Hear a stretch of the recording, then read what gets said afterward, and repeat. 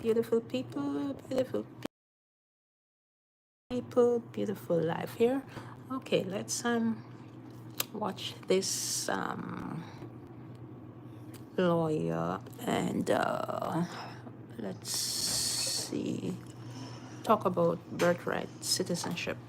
Okay. I want to thank you all for being here today. When President Trump was elected November 5th, I made clear that it was my hope that he would act in ways that were in the best interest of our communities, of our residents, of our neighbors, of our friends, and for the rights of our residents. And when I took this story, both the rights of the Constitution, the Constitution of the state, and I made a commitment to serve the state of New Jersey, all 9.5 million. That's why today, Sorry about the shaking. New Jersey is leading. Trying to figure out how to put this. Filing a suit to block President Trump's executive order eliminating birthright citizenship for many Americans. The executive order renders many children born on American soil without citizenship, creating for the first time a class of American-born children whose health and well-being are threatened by their own government. This is an extreme and unprecedented act, and this executive order is an assault on the rule of law. It attacks a right that is core to our nation's earliest days.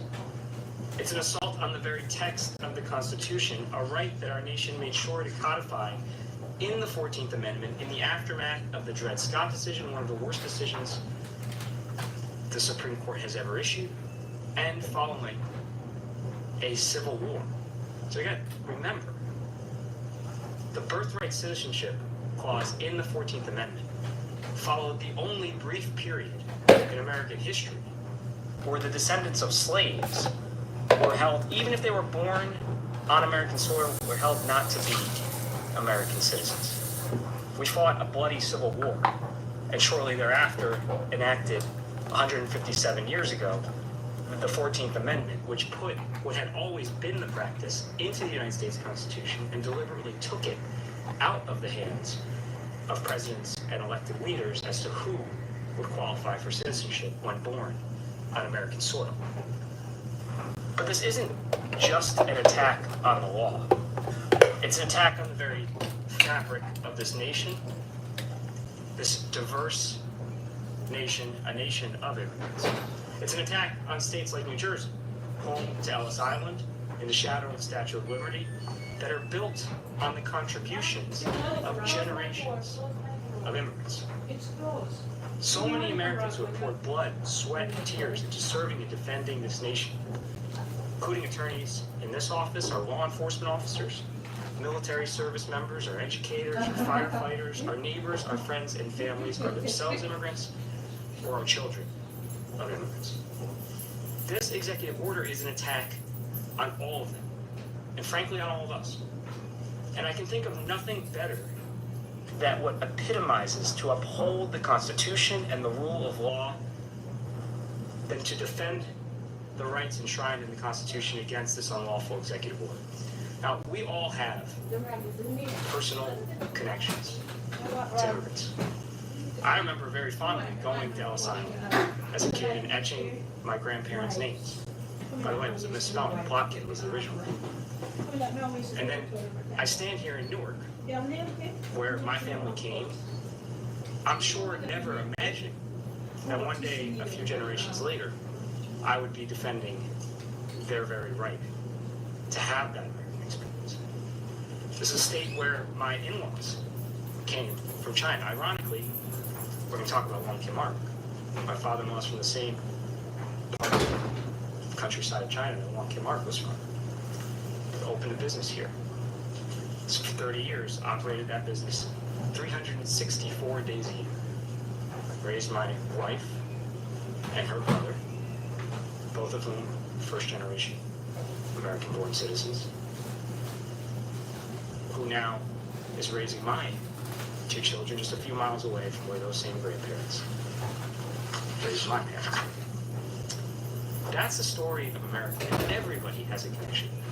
And so when we talk about immigrant Thanks. communities, when we talk about who these people are, we need to remember that they are all of us.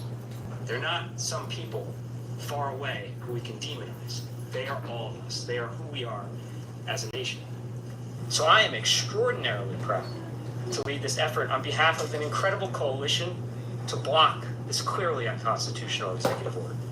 We're the first case to present our full legal briefing and argument to the court, and we hope for a swift decision confirming what we've known all along, that the 14th Amendment and the subsequent Supreme Court precedents that followed are crystal clear.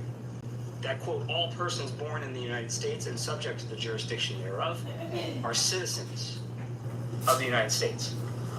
There's no question that a child born in the United States to non-citizen parents are, quote, subject to the jurisdiction of the United States. We know it again from Wong Kim Ark, an 1898 Supreme Court case that forcefully rejected the position that the executive order now advances today, one that has been repeatedly accepted by the Supreme Court in 125 years since, and which no president, Democrat or Republican, has challenged since the Civil War.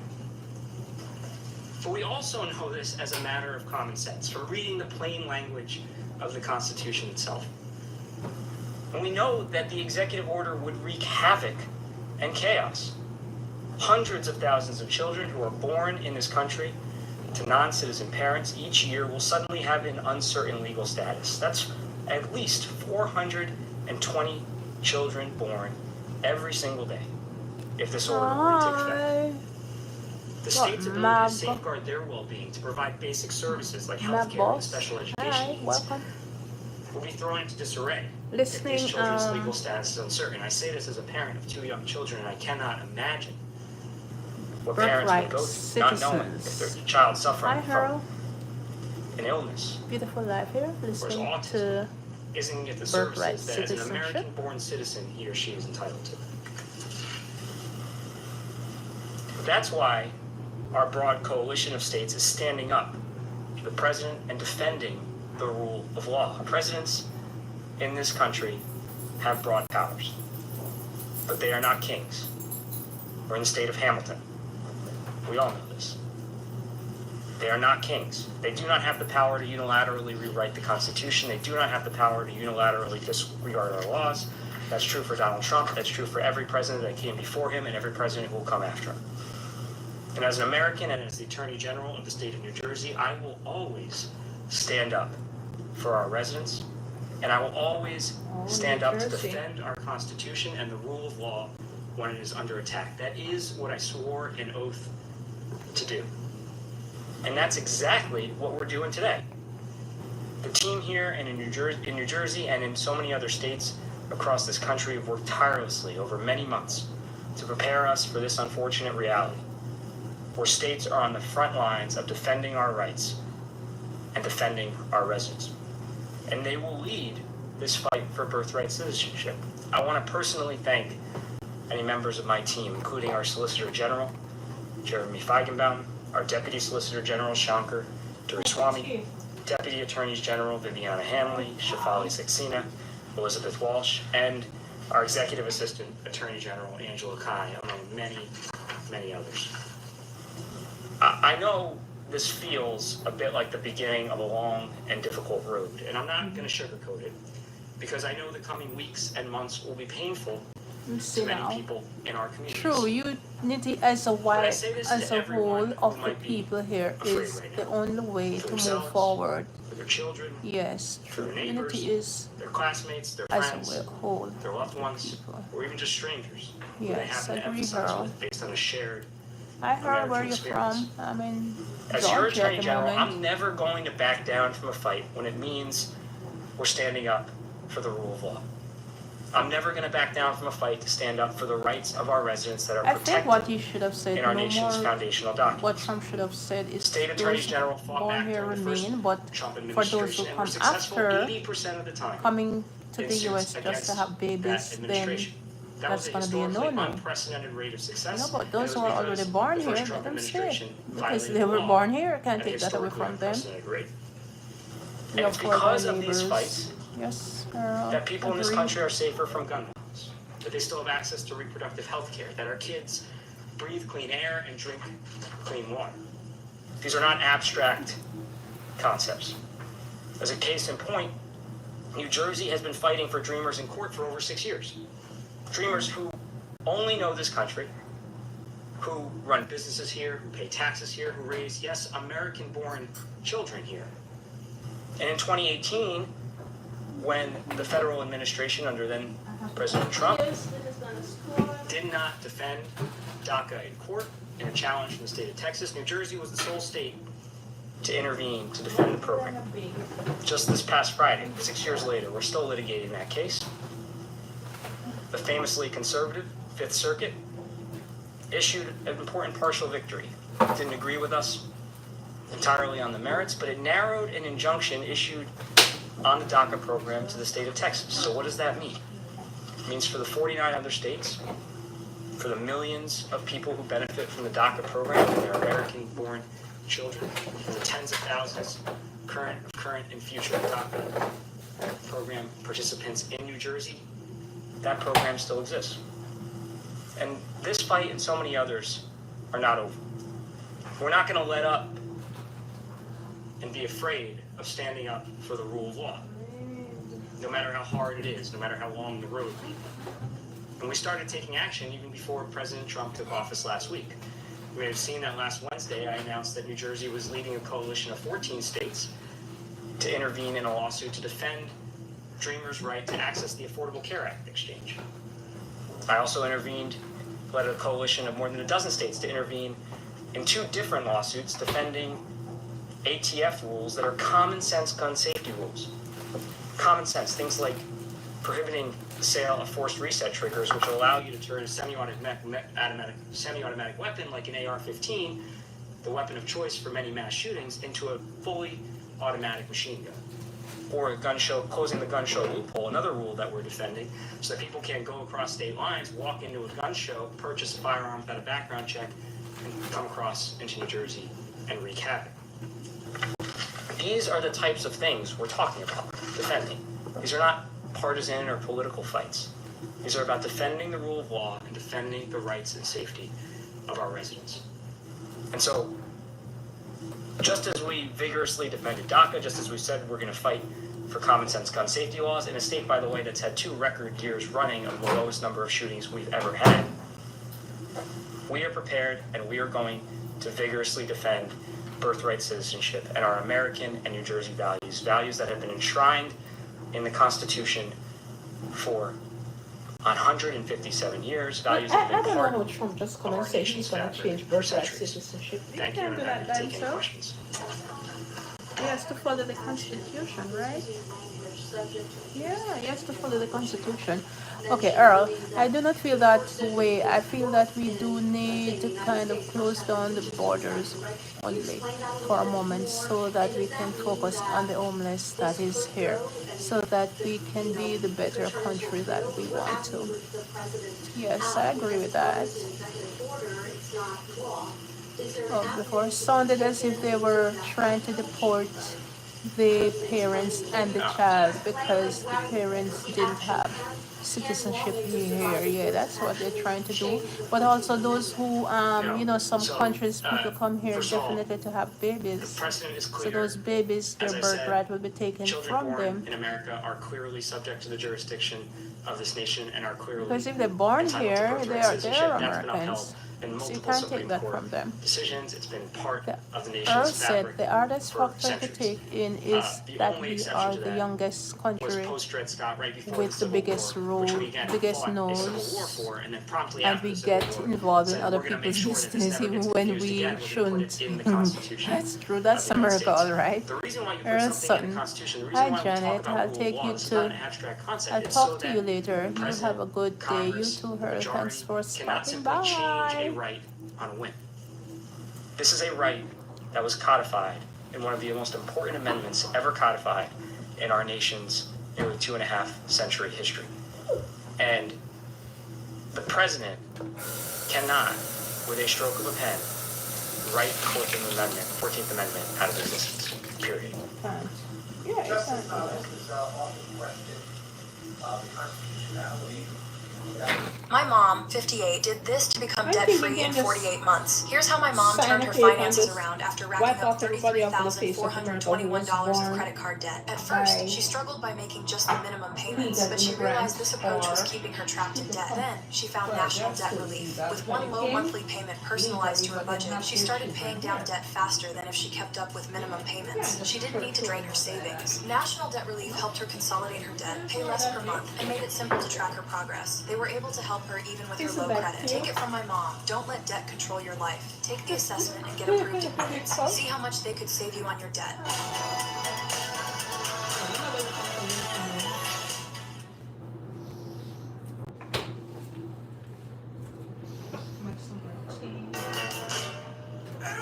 Your business made limitless. That's Life Unlimited.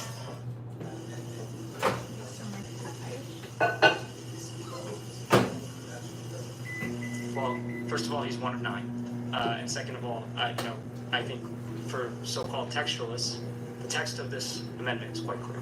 And we believe our arguments, which again have been upheld repeatedly by the Supreme Court, are enshrined in the Constitution, have been part of the practice since our nation's founding. We believe clearly we'll be successful in court. We wouldn't have brought this case. Again, the prism through which we're looking at every one of these actions is not whether I disagree with it. It's whether it violates the law, whether it hurts our residents. Every state And the should come answer in against this it. score is clearly Then that we are right on. So what can we expect that would happen? I mean, it's supposed to be effective in 30 days, and then you have all these safety challenges, so it's up in the air whether it's going to take effect or not. The executive order. The other question I want to ask you is, what about the Department of State? I think it's stuff issuing like birth certificates. Well, explain a little bit about that. Well, the Secretary of State is one of the defendants in this case. We're seeking a preliminary injunction. The order, as you note, takes effect 30 days from signing. We're seeking a preliminary injunction. We hope the court will act swiftly to prevent this order, which is clearly unlawful and unconstitutional, from ever taking effect. How will you address a resident Trump's directive that local law enforcement must corroborate the advice? Yeah, I mean, look, we're looking at every action the president took yesterday. I'm the chief law enforcement officer of the state. I care deeply about public safety. And again, I would put our record up against states that maybe not be joining this lawsuit. You're 6 times more likely to be shot and killed in Mississippi than you are in New Jersey, by the way. So I'll save their lecturing about public safety for another day. But let me be clear about something. We already cooperate with federal law enforcement on a range of issues. If you're a murderer, no one is getting protected. That is a complete lie. So I have to see what the president's order means in practice. But here's one thing I know. Law enforcement wants to be breaking up shootings and going after gang members and stopping auto theft and burglaries. What they don't want to do, I'm sure, is breaking into somebody's home who's committed no crime, ripping their American-born children away from them, so that they can send those American kids back to a country they've never been to. That's not what law enforcement signed up to do. And 2 questions. I'll start with the simple one. Do you have any idea how many New Jerseyans would be affected if this did go into effect? We have those numbers. Jim, do we have any numbers in the brief? We can get you them after. Okay. Yeah. No, that's okay. I just have a second question. We know that it's, again, I said, hundreds a day are born in this nation to non-citizen parents. And so you'd have thousands and thousands of kids over the course of the year that would be thrown into this limbo status. Again, the order doesn't say what they are. It just says what they're not. And what's the part of the governor's office look like on this? And I'm curious because Murphy already reached out to Trump about congestion pricing we saw yesterday. So I guess what's your reaction to him, reaching out about congestion pricing amid executive orders that, are challenging birthright citizenship? Yeah, I'm not going to comment on any specific thing, but look, the governor, just as I have said, we will be happy to work with the administration where we agree. But I swore an oath as the Attorney General to protect the residents of the state, to stand up for the Constitution of this state and of this nation, to protect and ensure that the rule of law is adhered to. I have a sworn responsibility to do that. And when the president, I think we got to be clear about how extreme what this order is. I know he did a lot of things yesterday, and things can get lost in the sauce a little bit here. But he signed an executive order that, if allowed to stand, would rewrite the nation's constitution for the first time in our nation's history. And so I would be derelict in my duties if I didn't stand up for the rule of law, if I didn't stand up for the rights enshrined in that constitution, and I'm not going to hesitate to do that. And we're speaking about executive orders. We have a lot of New Jerseyans who are Capitol rioters who are at victims. Yeah. What may be happening to those people from New Jersey and their prosecutors? Yeah, look, I said yesterday, that's a deeply, deeply disappointing, disconcerting, devastating order to see people who conspired to and did in fact undermine the democratic process, taking violent acts resulting in a New Jersey resident, New Jersey born and bred law enforcement officer losing his life. I don't have any comment on what you do, but the act itself, I think, furthers folks' cynicism and distrust in government, that government somehow exists and doesn't work for us, that it protects a privileged class because of who you are politically. That's not the way the criminal justice system is supposed to function. And I've been very clear. I was clear that I disagreed with some of President Biden's pardons. I was clear that I disagreed with the January 6th pardons. The criminal justice system needs to function separate and outside politics. This birthright citizenship, just what the is done. What does it create citizenship-wise for the beings that are born afterwards? Are they stateless citizens? Just to see their swimming. I think that's probably a question better directed at whoever drafted this order, but I'm confident this order is never going to take effect because it's so clearly unlawful and unconstitutional, and we're going to do everything we can to make sure that happens. Does the order affect kids born 30 days after it's being collected, or is it not kids on the right? Yes, it's prospective. I think even this administration knows they couldn't yank citizenship away from millions of people who got it through birthright. But make no mistake, just because these children aren't born yet doesn't make the action any less extreme. If this order were to take effect, it would be an unprecedented act undermining the rule of law by a single president. One of the most unprecedented acts undermining the rule of law by a president in our nation's history.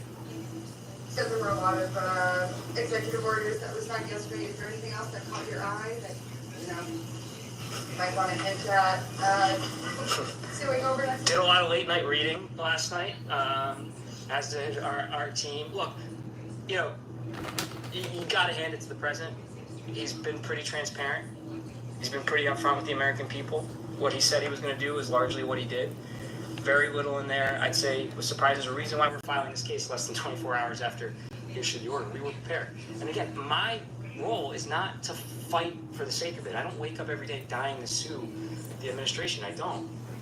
Our goal is to protect the rule of law and protect the residents of the state. And you can see here, this is an egregious example of an unlawful act. But rest assured, we're looking at everything the president does, just as we would look at anything any administration does to make sure they're not violating the law and not hurting our residents. If it's an uphill battle, like you mentioned, this has never happened before, it might not happen again. And he's not able to accomplish, the purpose of the executive order. What is he trying to accomplish? What? Is it fear? Is it, telling people not to come here? What is your take on that? Oh, I've long since tried to get into President Trump. Stop trying to get into President Trump's head. I'll defer to his administration on why he's doing this. I can't understand how someone can look at the issue we're talking about. I told you our personal stories. Everybody has these. And look at the legal history here. Look at the history of why this amendment is in the Constitution, because it was only a decade that this policy of birthright citizenship wasn't universally accepted as the law of the land, and it was the Civil War. And so, again, the public came together and said in the immediate aftermath of the Civil War, one of the first things we're going to do is say that we can never have this debate again. That descendants of slaves and every other child born on American soil is an American citizenship. The debate was settled, and the Supreme Court has repeatedly said the debate is settled. So I can't pretend to know why they're doing this, but we're prepared to make sure that it never sees the light of day.